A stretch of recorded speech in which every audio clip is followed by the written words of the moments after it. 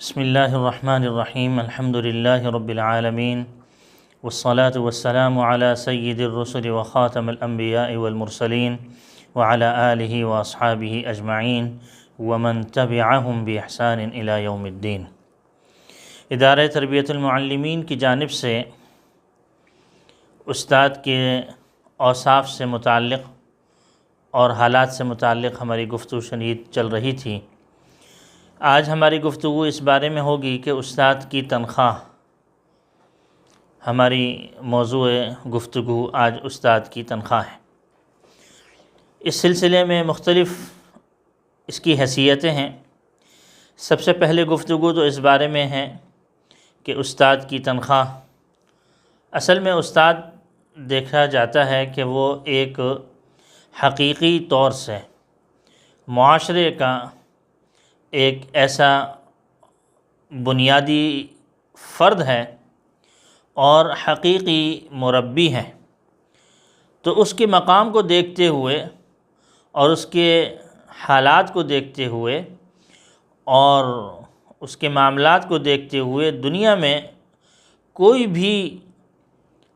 معاوضہ، کوئی بھی دولت اس کا معاوضہ نہیں بن سکتی۔ کوئی بھی پائی پیسہ، روپیہ پیسہ، اس کے علاوہ کوئی دنیا کی دولت در حقیقت اس کی تعلیم اور تعلم کا یا حکومت کی جانب سے اگر کوئی اس کو وظیفہ جاری ہوا کرتا ہے یا کوئی تنخواہ اس کو ملا کرتی ہے یا اپنے طور سے لوگ کچھ اس کو دے دیا کرتے ہیں، تو در حقیقت وہ کسی بھی حیثیت سے اس کا معاوضہ نہیں بن سکتا۔ صرف اور صرف دنیا کی ضرورتوں کو پورا کرنے کے لیے ایک لمسم ایک اس کے لیے وہ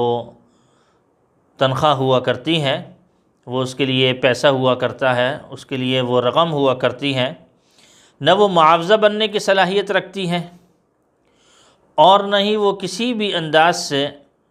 اس خدمت دینیہ اور استاد بننے کی حیثیت سے جو بھی کچھ اس کی خدمت میں پیش کیا جائے، کسی بھی حیثیت سے وہ اس کا بدلہ نہیں بن سکتا۔ اور اگر ہم دینی اعتبار سے دیکھیں تو اگر کوئی استاد الحمدللہ رب العالمین صرف یہ سکھا دیتا ہے زندگی میں ایک دفعہ ایک بچے کو، تو دنیا کی کسی بھی لحاظ سے دولت اور خزانے جمع کر دیے جائیں تو در حقیقت اس کا وزن اور اس کا بدلہ اور اس کا معاوضے کے طور پر بالکل ہرگز اس کے برابر نہیں ہو سکتا۔ کوئی یہ کہہ دے کہ میں نے اس کو پڑھا دیا، میں نے جو استاد نے جو چیز پڑھائی اور استاد نے پڑھانے پر میں نے جو اس کو کچھ دیا ہے، یہ اس کا معاوضہ ہے یا اس کا بدلہ ہے، یا جو کچھ پڑھایا یا اس کے بدلے میں یہ چیز دی جا رہی ہے، یہ ہرگز اس کا بدلہ نہیں بن سکتی۔ اس سلسلے میں دنیا کی تمام دولتوں کو اور تمام خزانوں کو بھی جمع کر دیا جائے، اس کے برابر نہیں بن سکتا۔ در حقیقت یہ اگر دیکھا جائے تو صرف اور صرف اس کی جو ضرورت ہے، اس کی جو ضروریات ہیں، ان کو پورا کرنے کے لیے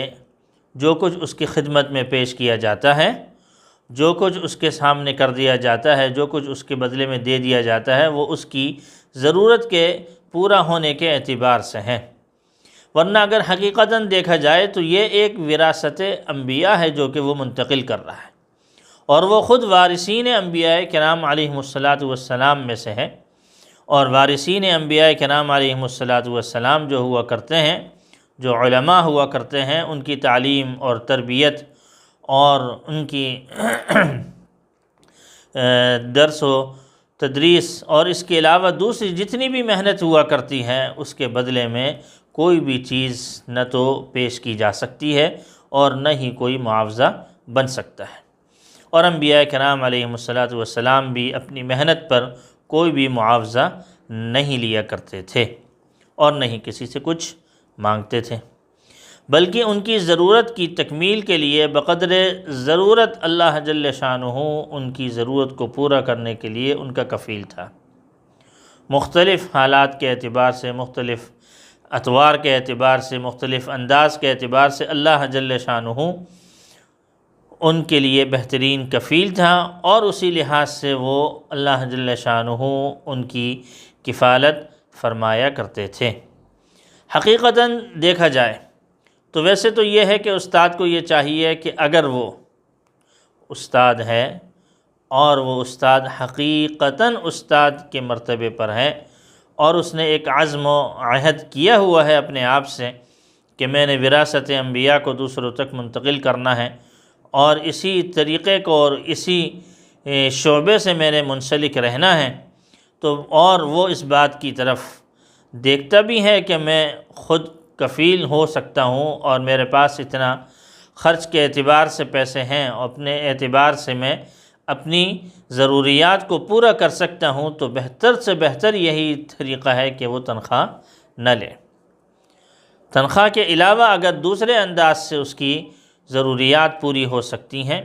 تو وہ محض اللہ جل شانہ پر توکل کرتے ہوئے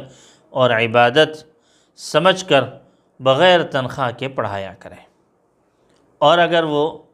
ایسا نہیں ہو سکتا اور اگر اس معاملات میں وہ یہ چاہتا ہے کہ مجھے تنخواہ ملے، تو ظاہر سی بات یہ ہے کہ وہ تنخواہ اس کی ضرورت کو پورا کرنے کے لیے ہوا کرتی ہے، اس حیثیت سے نہیں ہوا کرتی کہ اس کا کوئی بدلہ بنا جا رہا ہے یا کوئی معاوضہ اس کے لیے دیا جا رہا ہے۔ اور اگر کسی استاد نے یہ فیصلہ کر لیا کہ تنخواہ نہیں لینا، تو پھر اس کو چاہیے کہ حتی الامکان حتی الوسع وہ اس بات کی پوری کوشش کرے کہ وہ مدرسے کے تمام اصولوں کی پابندی کریں۔ خدا نخواستہ بعض اوقات ایسا ہو جاتا ہے کہ تنخواہ نہ لینے سے آدمی کے ذہن میں اگر یہ وہم بھی آ جاتا ہے اور یہ احساس بھی پیدا ہو جاتا ہے کسی انداز سے بھی کہ میں نے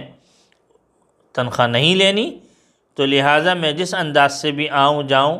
یا میں کسی بھی انداز سے جو ہے وہ پڑھاؤں یا کوئی بھی طریقہ اختیار کروں یا کوئی بھی اصول توڑوں،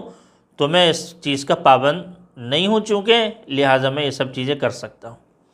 تو ایسے استاد کے لیے تو چاہیے کہ اس احساس کے آتے ہی تنخواہ وصول کر لے، تاکہ وہ مدرسے کی اور دینی ادارے کی صحیح طور سے خدمت انجام دے سکے۔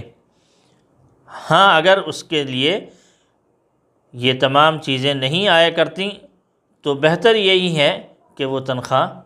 کو نہ لے، اور اگر ایسے حالات پیش آ جاتے ہیں کہ اپنے اوپر کنٹرول ممکن نہیں ہے اور اپنے حالات سے وہ مطمئن نہیں ہیں، تو اس کو بغیر تنخواہ کے نہیں پڑھانا چاہیے، اور اگر تنخواہ مل جاتی ہے تو وہ تنخواہ پھر بعد میں مدرسے کے اکاؤنٹ میں جمع کر دینا چاہیے، اور اس میں یہ کوشش کرنی چاہیے کہ مدرسے کے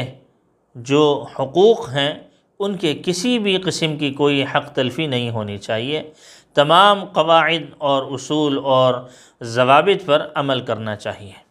اور اس میں کسی قسم کی کوئی کمی نہیں کرتے ہوئے، اور بغیر تنخواہ کے اگر پڑھا رہا ہے تو وہ پڑھا لے،